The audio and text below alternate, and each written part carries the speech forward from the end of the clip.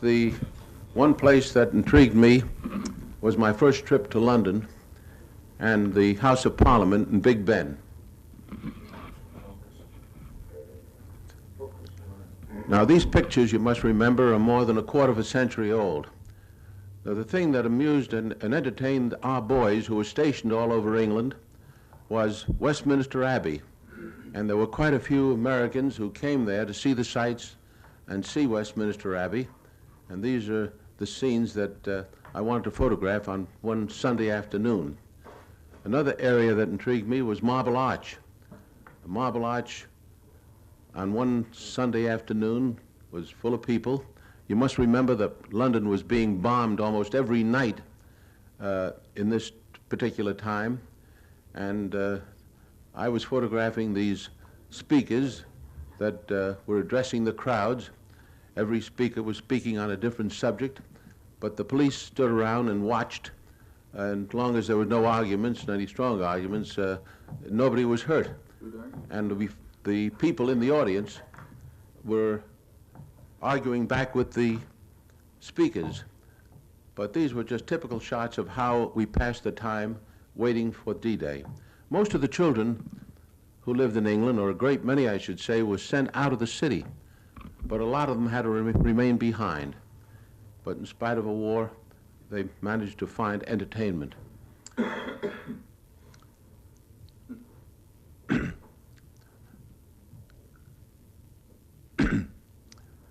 I was rather surprised to see these children drinking out of community drinking cups that were changed to the fountain.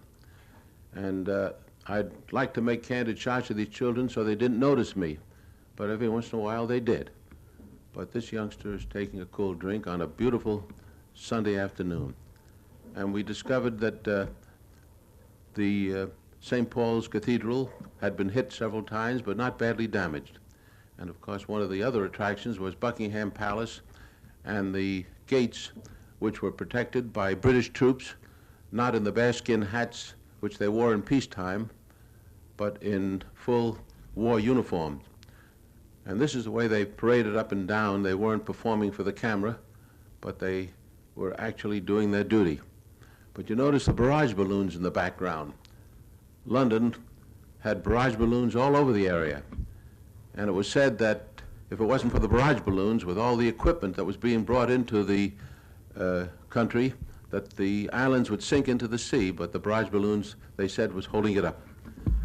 You must remember, too, that food was pretty scarce in London at this time, and it was being brought in whatever way they could and being unloaded. But it isn't often you get a bright day like this in the spring in London, and this was an opportunity to show what the soldiers were doing while they were waiting for the invasion. This is Fleet Street. Discovered this Irish policeman guarding the street, and we saw considerable damage in the area. But soon, we were down on the south coast of England, where we met some of the other correspondents who were scheduled to cross the channel with us. And you'll probably recognize some of the old-timers who covered the war in that particular time. I was given a shovel to defend myself, and it proved to be a valuable instrument. And here we see Larry LeSueur of CBS. Larry LeSueur was covering the war for CBS, and so was Wertenbecker on the left, Jack Thompson of the Chicago Tribune, Ernie Pyle here, and this is a close-up of Jack Thompson, and this is O'Reilly, Larry O'Reilly of the Associated Press. This is Wertenbecker, and we're saying our farewells because we were expected to meet again in Paris.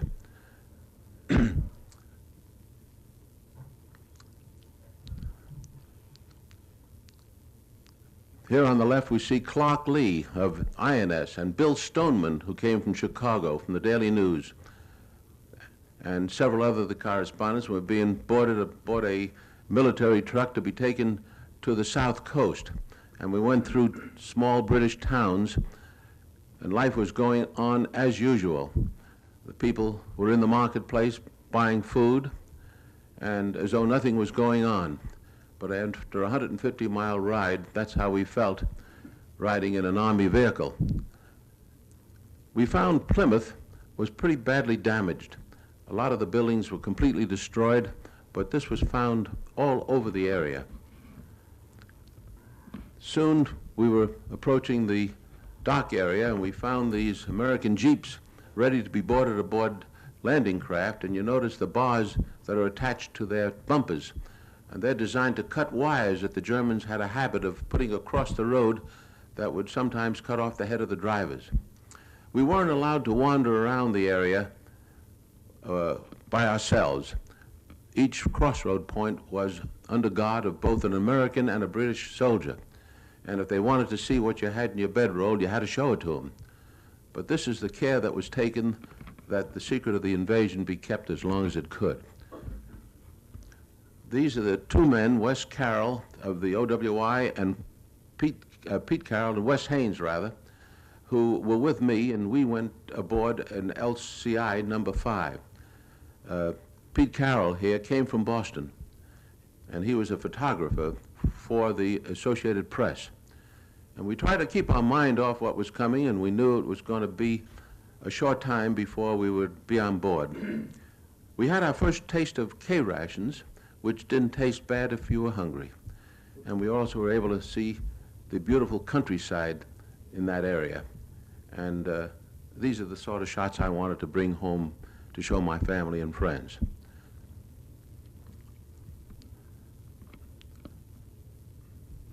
Pete Carroll was using some of his film to make a few shots himself. And soon we were down at the docks.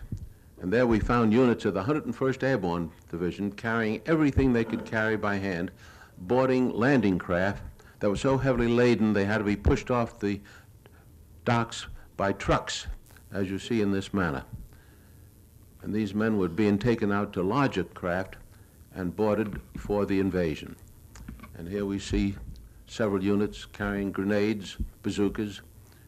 They didn't have an opportunity to load this aboard jeeps that were not fully available at this particular moment. We were aboard a fleet of LCIs, and here shown with the commander of the invasion group in the center, and the captain on the right, rather the captain of our ship, Lieutenant Patton, was in command of the LCI number 5, and we found out that he participated in several invasions in the Mediterranean area, and we felt rather confident that he knew what he was doing. But we stayed aboard this ship for almost 5 days. This is the commander of the squadron. I remember Lieutenant Patton's name well because we were with him for so long. Wes Haynes was trying to get ready for the trip into Paris. I think he was premature. And these are units of the 101st Airborne Division aboard our landing craft, amusing themselves. And I don't have to tell you who this man is imitating. He was a Notre Dame football player at one time, and I was told later on that he was killed in the action. Of course, every ship had a mascot, and ours was no different, but the boys provided for their mascot's welfare with the making of a life preserver, just like the ones that they wore themselves. And then one afternoon, Lieutenant Patton briefed the crew and told them that we would be sailing that afternoon. And they let out a cheer because this is the job they were waiting for. They wanted to get it done and go home. And here we see the LCI number 4 with the commander moving out into the channel. And this was a tremendous sight to see ships from one end of the horizon to the other. Ships of all kinds. They tell me there was well over 1,000 ships. But even so, we thought this was just another exercise. As we continued on, we felt that we'd be turned around, go back and try again another day. But when we continued on into the night, we knew it was the real thing. At one time, we had a bit of a scare. They said there was a submarine in the area, and one of the DE boats threw some bombs into the channel. And they exploded, but we never saw any attack at all. Here are some scenes actually taken close to the beach, where the ships made a right-angle turn and headed for the area where we were to land.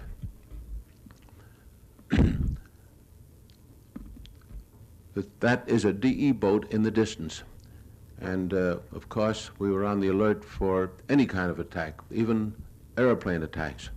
Fortunately, our Air Force did their job well, and at no time did I know of a German attack except after we had landed, 2 planes attempted to strafe the beach, and I happened to be in the area. Now, these are some scenes that I took with my camera that was reduced to 16 millimeter.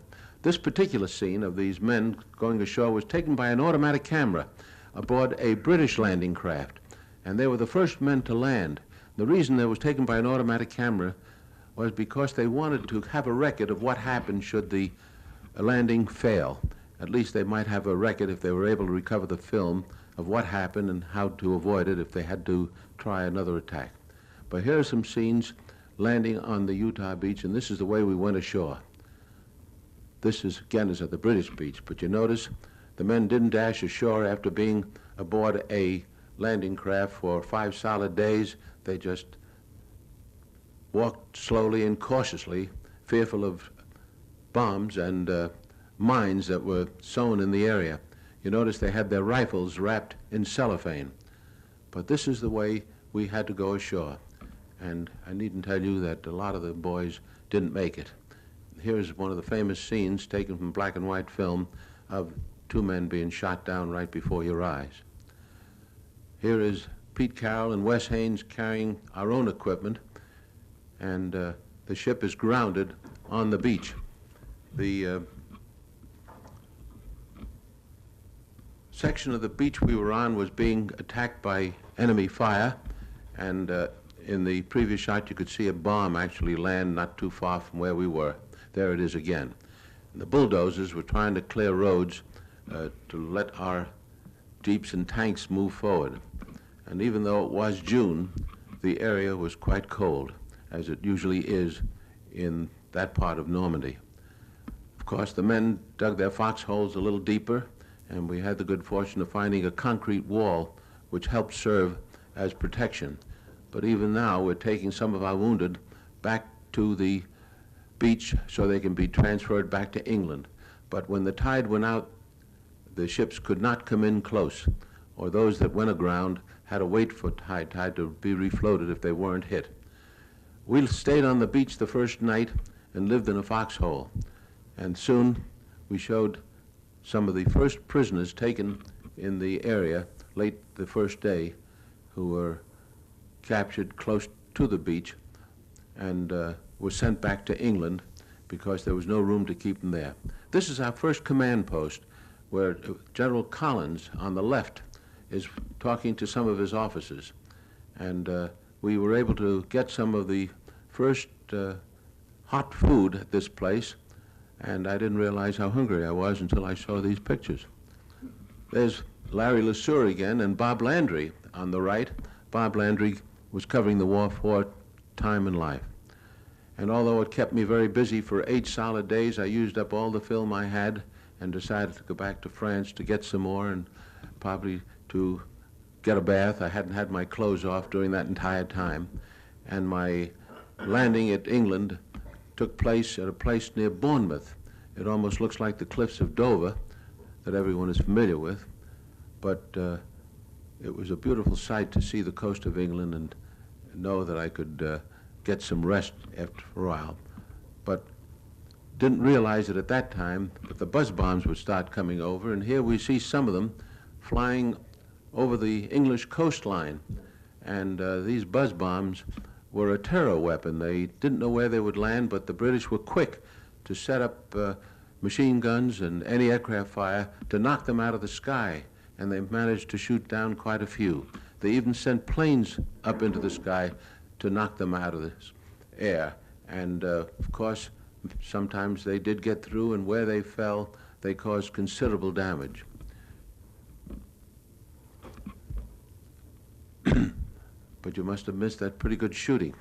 There's one actually coming down, and it landed in the London area, and wherever they landed, they caused considerable damage. My second crossing of the channel was made on an LST, and this time with units of the 3rd Armored Division that was sorely needed because they were bringing over more tanks and vehicles to carry us in the direction of Cherbourg because we needed a port badly. The LST was manned by a British crew. That's the captain in the British uniform. But we were in a long convoy of many of them, everyone loaded to the gills with equipment that was sorely needed. But here you'll get an idea of what the beach looked like, and these ships are actually waiting for the tide to recede so they could send their equipment ashore without going through deep water. On D-Day, they had to go through the deep water. And at this particular moment, they're waiting for the ramps to be rebuilt after a severe storm so they could go ashore without damage. Now, you can see the problems they had on D-Day because when the landing craft hit the sandbars, the men started wading ashore and found deeper water ahead, and those that had their life preservers too low around their waist turned turtle, and many were drowned. But these are units of the 3rd Army heading in, crossing the deep spot just ahead of them, and headed toward Cherbourg itself. This was a remarkable sight, and the ships were lined up as far as the eye could see, bringing supplies ashore. We needed Cherbourg badly because we thought we could use it as a port, but we found that Cherbourg, shown here, was pretty badly destroyed by the Germans themselves.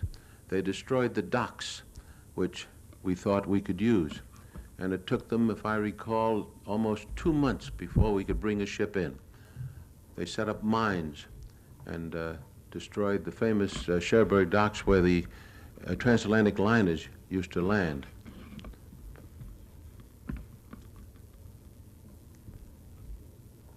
They not only destroyed the docks, but also the inland bridges that crossed the rivers that entered the Cherbourg area, the canals. This is one of them was destroyed by the Germans. Soon the French people came back into the city and gave us a warm welcome. And soon we found the prisoners, and I think they took something like 16 or 18,000 men out of the Cherbourg area, and they're still holding their personal belongings, marching toward the beaches because they had to be transported to England and some eventually to the States to be held in prisoner of war camps. And even at this time, those that could talk to us or would talk to us said we'd be pushed back into the channel in less than a week. Of course, at every headquarters area, we found that the Germans had a picture of Herr Hitler, and our boys are using it as a pinboard. But the Americans had a way of amusing themselves. Now here is the first official ceremony held in France when General Collins on the right presented the tricolor flag made out of parachute cloth, seen here, to the mayor of Cherbourg, who was holding the microphone. And our boys of the 7th Corps were given clean uniforms for the occasion. And soon the people that came back to Cherbourg after the fighting stopped came to visit with us and talk to us. Here we see Ernie Pyle in the center again and talking to a colonel of the Signal Corps.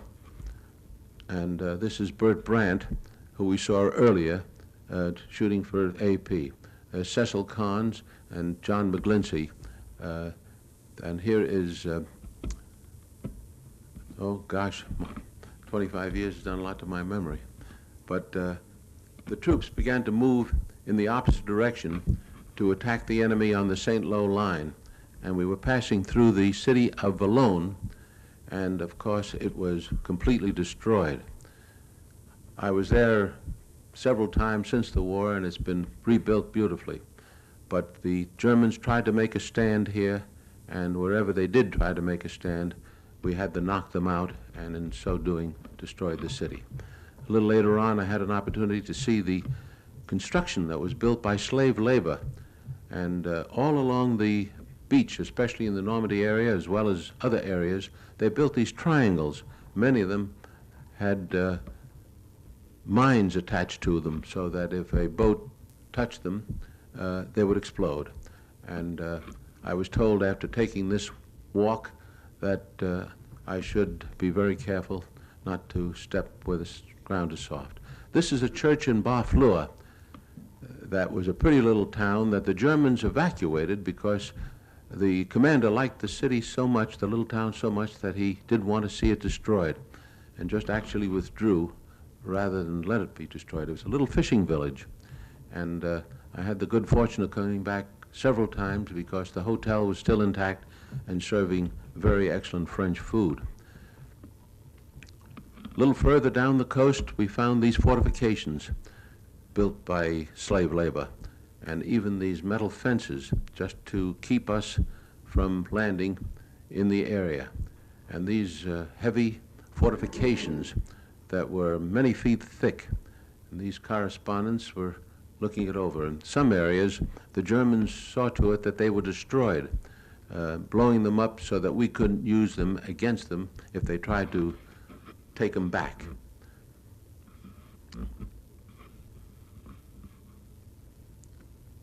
They even destroyed their own weapons.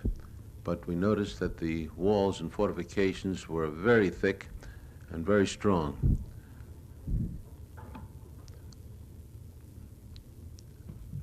The area was taken over by the Navy, and there was an observation post right on the end. This was near a town called Granville, and there is the lighthouse at the point that sort of separated Normandy from Brittany. And that's the observation post the Germans used, and it's under the command of our naval officers to use as an observation post. Soon we brought in some of our big armament, and they were set up in a field and firing at German positions. But even though the guns were firing, the French people were bringing in the crops as though nothing was happening. This surprised me, and I couldn't help but wanting to make a picture of it. Of course, these heavy guns caused terrific concussion, and it was difficult to hold a handheld camera that long. One of the first things that the Americans did was to build an airstrip in the St. Mary Glees area, not far from the coast.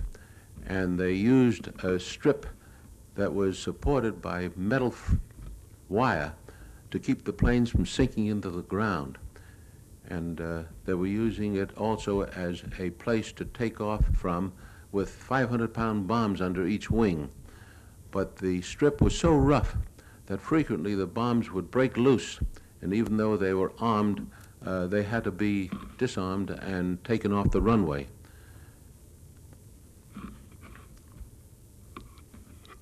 These are P-47s that they were using here, and there's one carrying a bomb under each wing to attack the enemy deep in behind the lines.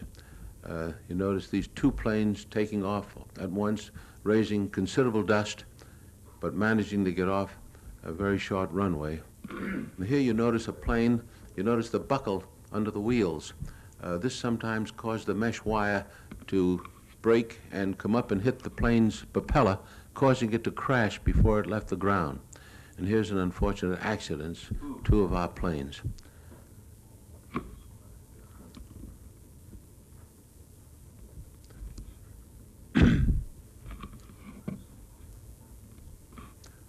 Here we see some pictures made by automatic cameras that were installed in the fighter planes, because when a pilot reported that he had shot down an enemy plane, he wasn't given credit unless his pictures proved that the plane was shot down. And these automatic cameras would operate in conjunction with his machine guns. And if you look closely, you'll see the pilot jump out of the plane in the shot. But you notice, too, that a lot of these planes are still carrying the extra fuel tanks that they were carrying underneath the wing. And whenever the bullets hit that tank, the plane would explode, as you will see here. But when you saw shots like this, you know that the pilot never got back. And one of the highlights of our trip across France was Mont Saint-Michel. Mont Saint-Michel was on a river that separated Normandy from Brittany, And here we met some of the other correspondents. This is Bob Capper of Time magazine, and I know there's a member in the audience who knew Bob Capper. And Bob Capper was eventually killed. He was covering the war in Indochina when the French was fighting. But at Mont Saint-Michel, we found the Poulard Hotel, run by Madame Poulard. And the reason we liked the place is she served some delicious omelets for which she was famous. And that's Madame Poulard and her famous hotel in the background. And a lot of the correspondents gathered here to fight the war from this point because we were closer to the front line, if you could call it such, than we were at our main bases. And there we see the river that separates Normandy from Brittany. This is a beautiful little island, and the building at the top is a monastery that was still intact. It was not destroyed at all.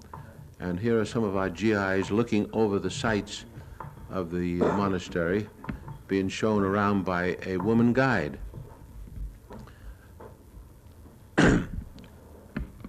Soon we met some of the other correspondents we knew, and here we see Charles Collingwood, the gentleman on the right, with Helen Kirkpatrick of the Chicago Daily News, and Joe Liebling of New Yorker magazine, the bald-headed chap, and Wertenbecker on the extreme left. Liebling wrote many stories for New Yorker magazine, and he died not many years ago. This is Charles Collingwood and Helen Kirkpatrick of the Chicago Daily News. This is Ernest Hemingway. Hemingway was covering for Collier's magazine, and we met him at Mont Saint-Michel. Here he is seen talking with Bill Walton, who incidentally became a fast friend of President Kennedy. And these were just moments that we could take a little time out to rest. There's Helen Kirkpatrick, and the man in the center in this picture is Bill Stringer, and he was killed trying to get into Paris. One of the things that correspondents tried to do was to get into Paris before anyone else, and he was hit by an 88 shell. But this is just a moment of relaxation. We had a few, and of course, these are the shots I wanted to bring home to the family and friends. But the little island was very quaint, and it was a very old place, but it was fortified in several ways. We discovered that the beaches in the area, especially when the tide was out, would be high and dry, and they put those sticks in the sand to keep our planes from landing. We found a little family of 3 brothers, and even the tall blonde one was a boy, I found out later, because their grandmother was taking care of them. Their parents, I was told, were killed at the Battle of St. Lo.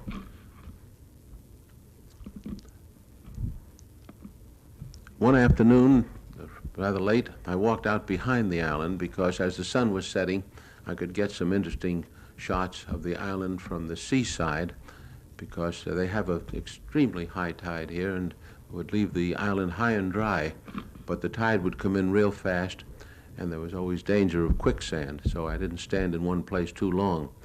But the receding waters left this unusual design in the sand. We didn't stay at Mont Saint-Michel very long, but continued on deeper into France. In fact, I went into Brittany for a while and discovered that the boys had found a lake there, which we'll see in a moment. But the countryside was beautiful. It was during the summer, and the crops were still in the field. But our boys, after washing out of a helmet for many weeks, decided to use this beautiful lake for a bath. They were permitted to do so because they were fighting the enemy at an area called St. Malo. And incidentally, you probably recall the Germans held out at St. Malo for many months, almost to the end of the war. And of course, it's the American sense of humor that helped them win the war too. But here are some of the correspondents that we sometimes travel together, and we found a little river that proved to be useful as a bath.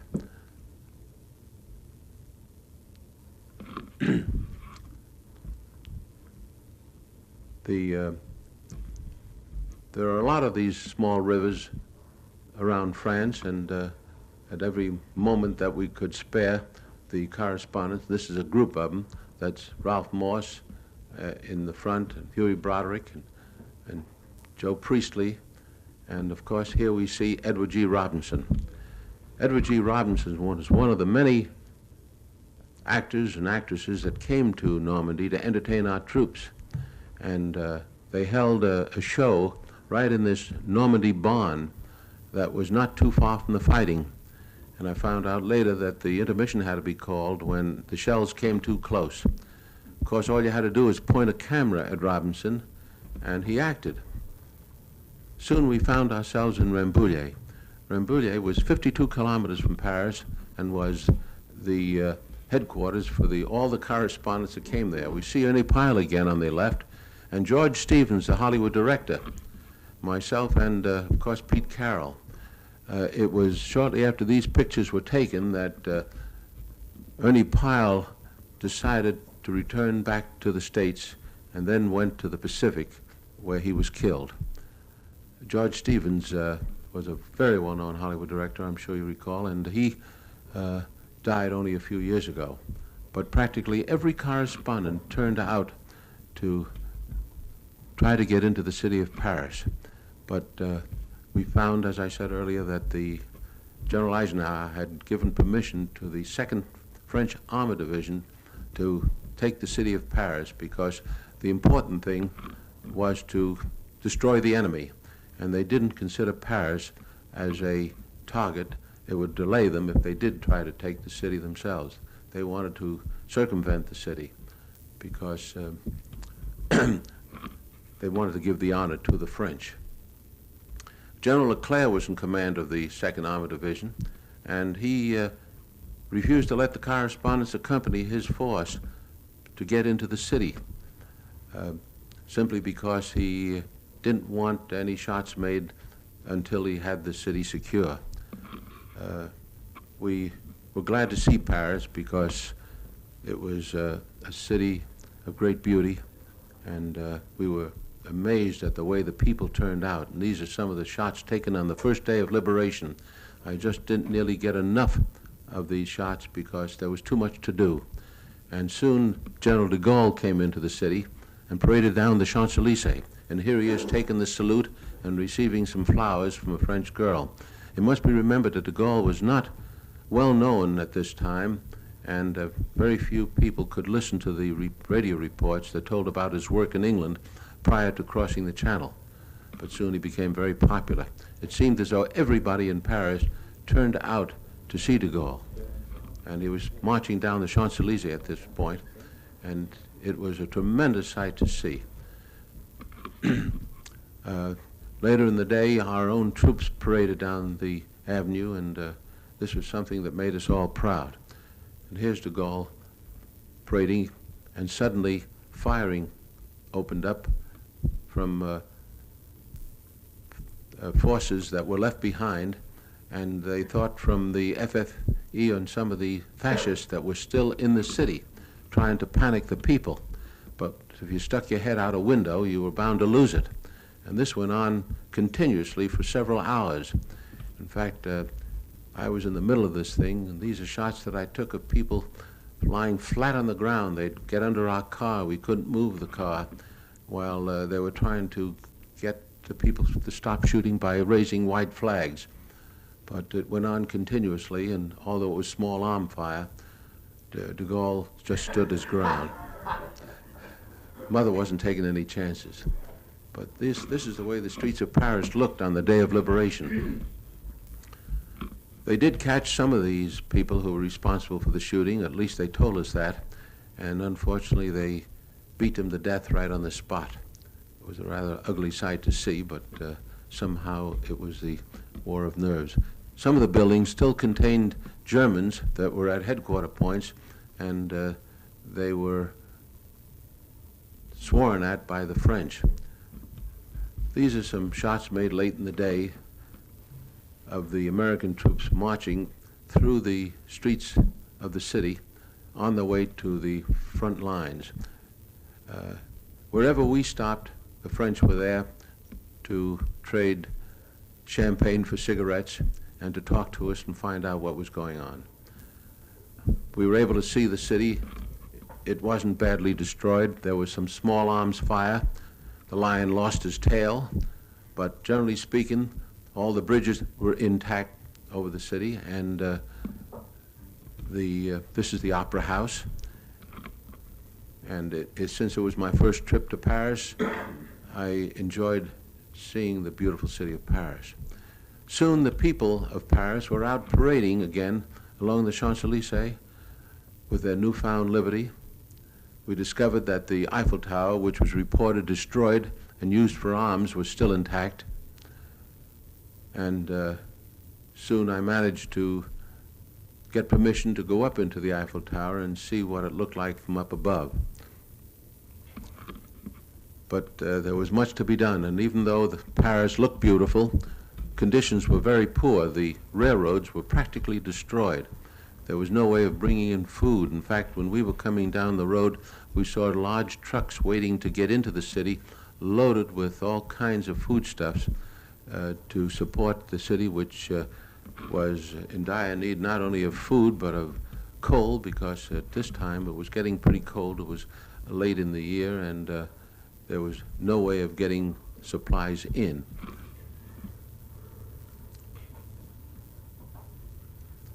These are scenes from the Eiffel Tower showing the Seine and the buildings close to the Eiffel Tower. And we see some troops parading through the streets. But we had to move on, and soon I had to leave Paris and found myself in the countryside beyond Paris and went into Belgium, where I managed to get into Brussels. These are some scenes of the Auteuil racetrack, which we found was opened shortly after the liberation. This surprised everyone, but they made them close the track after a few days of meeting. But one of the things that did surprise everyone is how well dressed the French women were, and they had a way of using whatever they had to make themselves look really attractive. And I understand this annoyed some of the other Allied countries very much, to think that they could get by like that.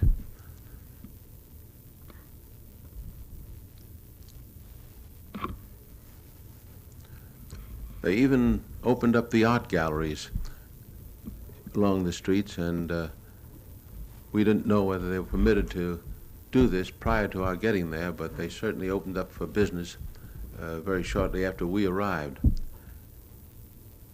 We found a painter at work in the old quarter of Paris, and shortly after leaving Paris, I was in an area called the Ardennes. And the reason I took some of these shots of the countryside, because the weather was turning cold and the trees were turning their fall colors.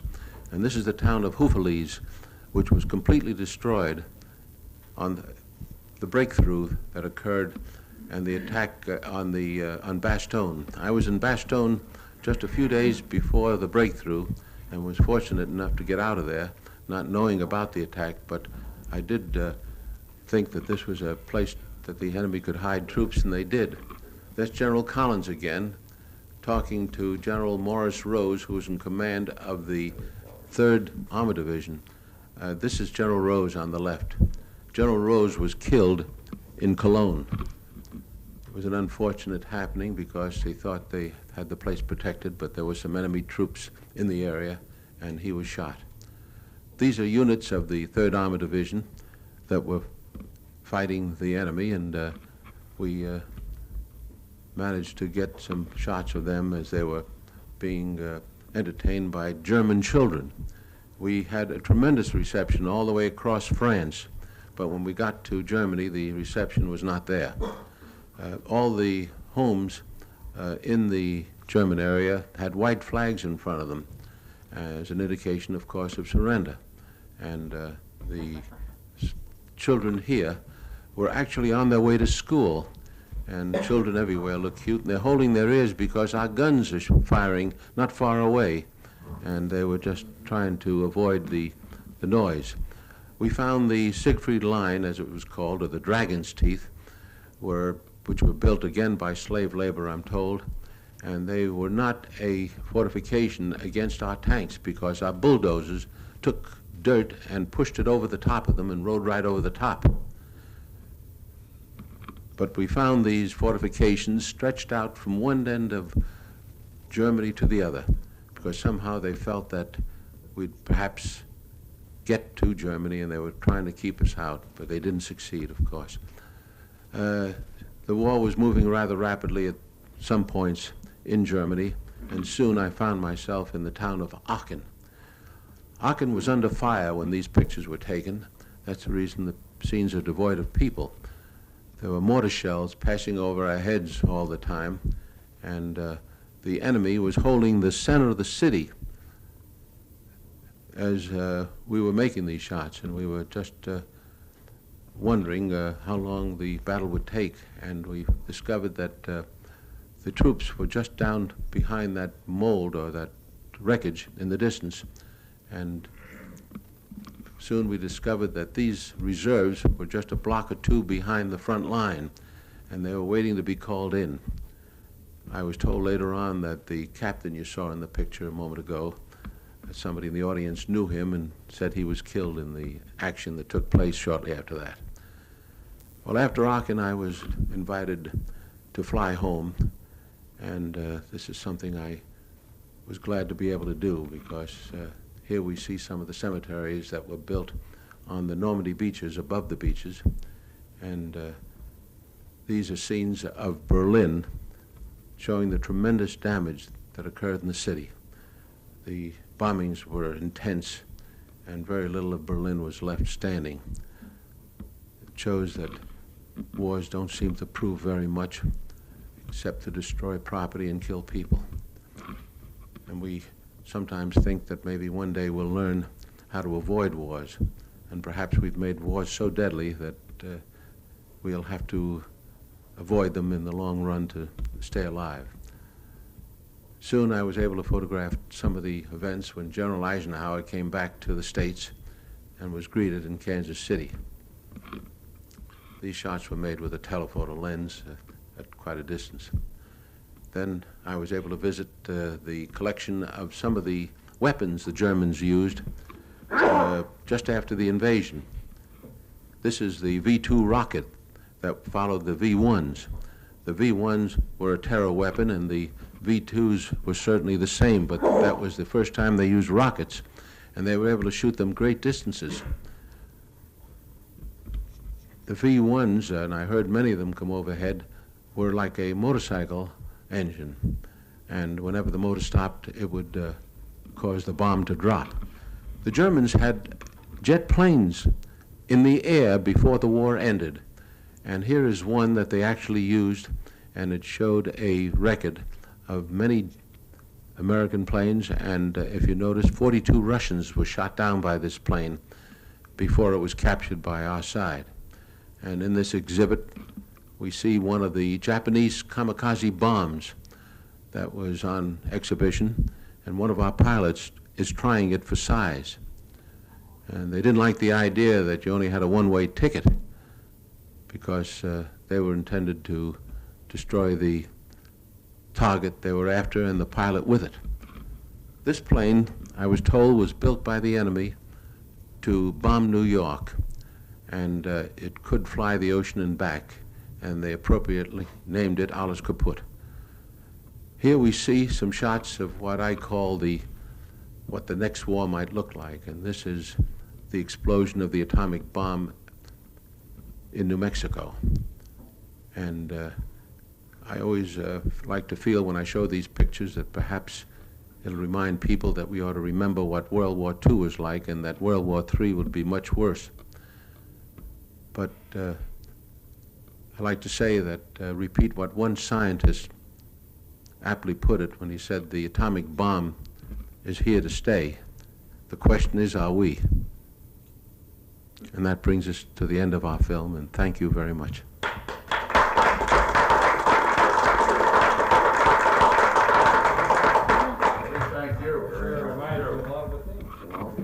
you. Pictures of Plymouth and Weymouth and English Channel. Very familiar. Very familiar, if you remember it. Well, the pictures have lasted. They're beginning to fade, I'm afraid. And I guess in time, I fortunately have a print of it and try to keep them fresh as long as I can. They're remarkable, I think. Well, thank you, sir. These were shot, of course, at moments of relaxation. I did many thousands of feet in 35 millimeter, which were used in theatrical release. But you needed 4 hands to operate 2 cameras. You must have had to guard your film, didn't you? Pretty closely. Well, I have a little secret to tell about the film. I took along a limited amount of film, but the Signal Corps, whenever film was out of date, would not want to use it. If it was 1 day past the date line, they'd destroy it. And I managed to get some of it, and it proved to be perfectly usable, and I was able to get it. Some of the film was processed in England, and one roll that was very green was used in, was lost for a while, and then I had it processed and the color didn't come out as well. But they tell me that this is some of the few pictures that were made in color of the invasion. But the idea was to bring back pictures of some friends who are no longer with us anymore. We appreciate it very much. Thank you very much, gentlemen. I appreciate your kind attention. Thank you.